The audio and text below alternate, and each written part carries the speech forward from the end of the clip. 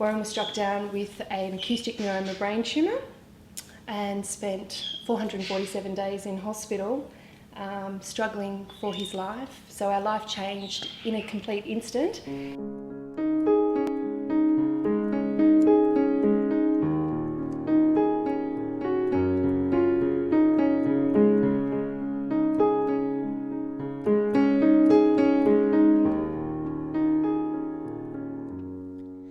I'm still getting used to it all, watching the world change and wondering if you'll catch my fall. I'm still holding on to a time when everything was much simpler than it is now, and you could never blame me for wanting to know everything and being willing to do anything for you. For you. It's not yours or mine.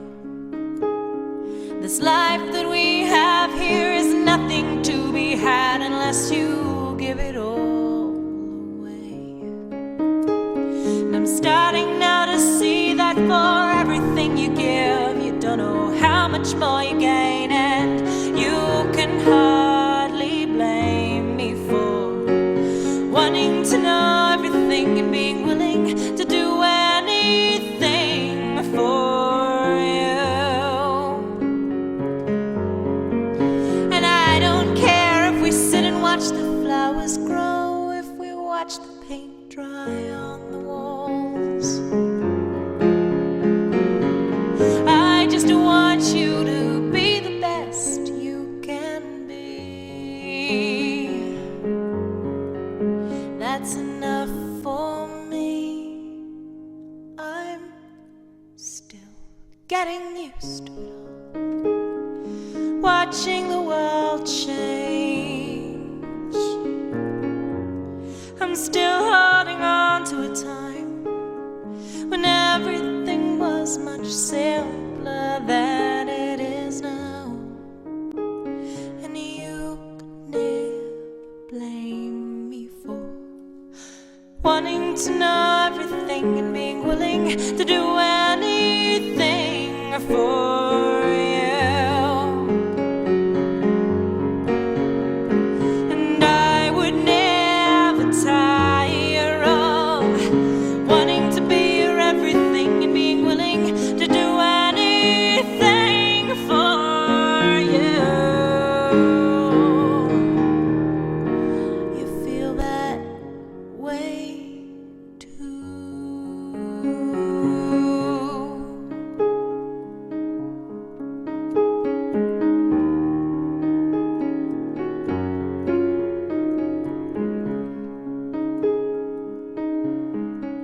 But I think if somebody's got a really hands-on, intensive medical situation to handle that's constant, within a family, whoever the carer is, I'm sure they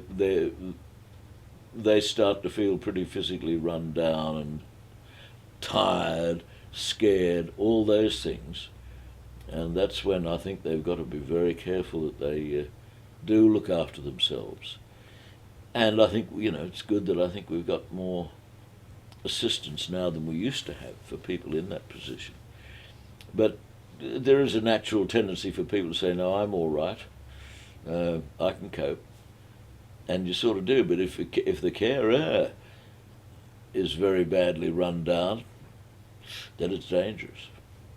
It's a 24-hour job. It's like people who look after sick kids, people that have a child that is sick, and they know for the next 50 years or the next 40 years their job is to make sure that kid has a wash or has a shower or puts their clothes on.